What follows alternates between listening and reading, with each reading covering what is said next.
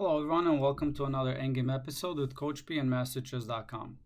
If you follow my Rook and Pawn vs Rook series, you saw that the goal of the defending side is to get the king in front of the passed pawn, as that increases the drawing chances dramatically. On the other side, if you are the player with the advantage, you want to prevent that from happening by cutting your opponent's king off. In this video, I want to review the theory that we've covered on cutting off the king along a file, and also go over some positions where that is not possible. But we can use the strategy of cutting the king along a rank instead. So let's get started. First, we're going to look at the most favorable position for the defending side, where his king is cut off on the short side of the board. And let's begin with the pawn being on the 7th rank. With the pawn on the 7th rank and the defending king cut off, white is always able to win if he has the move due to the Lucena technique. If black has the move, with the bishop pawn, he is always able to draw. If the pawn is on one of the center files, black also needs to have the rook on the furthest file away. If the rook is a file or more closer to the pawn, then he will lose the game with correct play. With the pawn on the 6th rank and the black king cut off on the short side of the board, white is always able to win if he has the move. If it's black to move, he is able to draw no matter what center file the pawn is on, if his rook is on the long side of the board. With the pawn on the 5th rank or behind, black is always able to draw no matter who has the move if his king is cut off on the short side of the board and his rook is on any of the last two files on the long side of the board. The only exception is when white has the move and the kings are in horizontal opposition. In that case, white will win the game. After a check on the G file, the black king will have to move away and he's going to be cut off by two files now, allowing white to exit the right side and use the pawn as a shield from the side checks. And I'm just going to fast forward through the moves so you can see how white will win this game.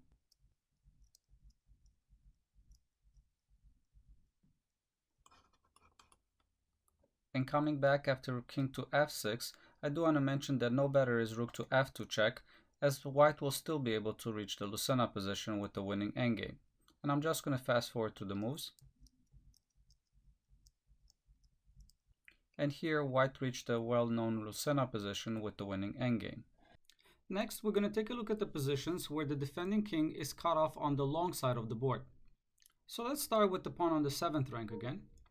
With the pawn on the 7th rank, if the defending king is cut off by one file, the side with the advantage will always be able to win if he can defend the pawn when it's being attacked.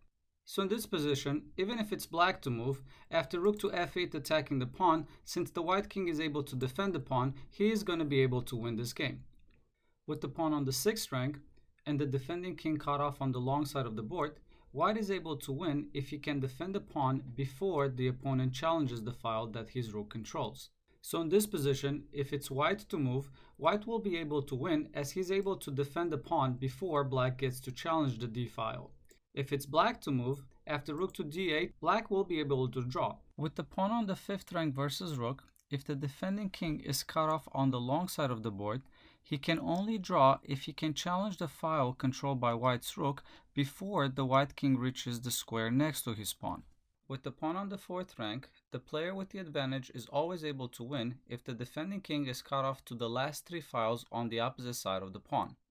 If the king is cut off by one file, white is still able to win if the king reaches next to the pawn before black controls the 8th rank with his rook. The only exception being the rook pawn.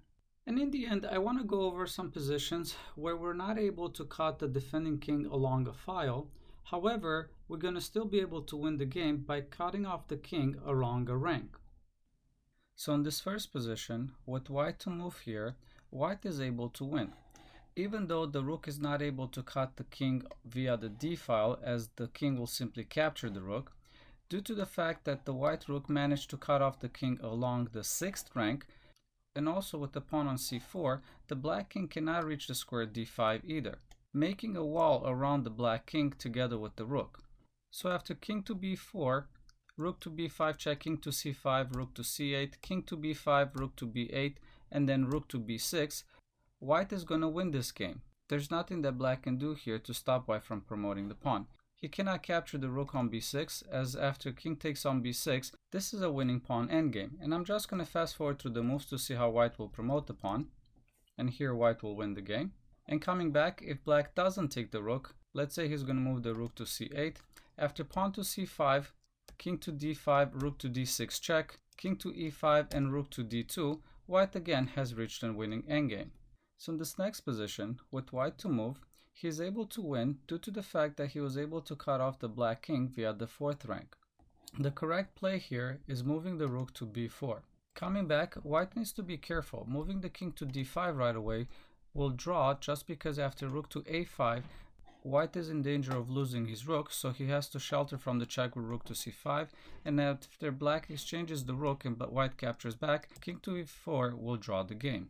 So coming back, after rook to b4, there's nothing that black can do here to prevent white from winning the game. Since white defends the pawn with the rook, black will need to attack the pawn with both the king and the rook to try to capture it. Well, that will take 3 moves. 2 moves with the king and 1 move with the rook. Well, if we look at white, in 3 moves his king will be able to defend it. Therefore, he's going to be able to win this game. So after king to e3, king to d5, king to f3, king to e5, rook to g2, white is able to defend the pawn with king to f5 with the winning endgame. After rook to g1 and pawn to g5, the pawn will simply march forward, and trying to get the rook on the a file, starting a series of side checks, will not work either. After king to g6, rook to a6 check, king to h7, if the side checks will continue, white will be able to use the pawn as a shelter and then eventually use that pawn to promote it to a queen, winning the game. And coming back, the best try by black will be moving the rook to e2, trying to cut off the white king via the e file, but after king to d5, rook to e1, rook to b3 check, king to d2, now rook to g3, white again has a winning endgame. And in this last position, we could see that the white king is cut off via the e file. However, white cut off the black king via the 5th rank. And here, white is also able to draw with correct play. The correct move is king to d3. After pawn to f3, king to d2. After rook to e2 check, here white has to be careful. The correct move is king to d1, as this will prevent the pawn from moving to f2, since white will simply be able to capture the rook on e2. Coming back, if white makes the mistake of moving the king to d3, he's going to lose this game. After rook to e1, king to d2, and pawn to f2, there's nothing that white can do to prevent black from promoting his pawn. And this concludes our lesson for today. As you've seen in this video, there's a lot of different positions, and they're very hard to remember, as just moving the rook along a file or the pawn up a rank changes the position dramatically. So what you need to remember in all of these type of positions, if you are the player with the advantage with the extra pawn, you're trying to cut off the defending king from reaching in front of the pawn, as that will increase your chances of winning. If you are the defending player, you're going to try to get your king in front of the pawn. If your king is cut off, you have more chances of drawing having the king cut off on the short side of the board.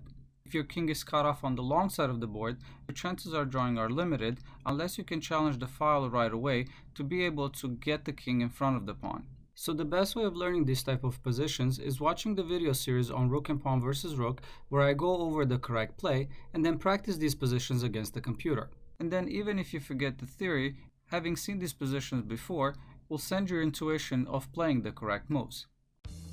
If you liked my video, please subscribe and don't forget to check out my new website, masteryourchess.com, where you can learn, practice, test, and master your chess knowledge.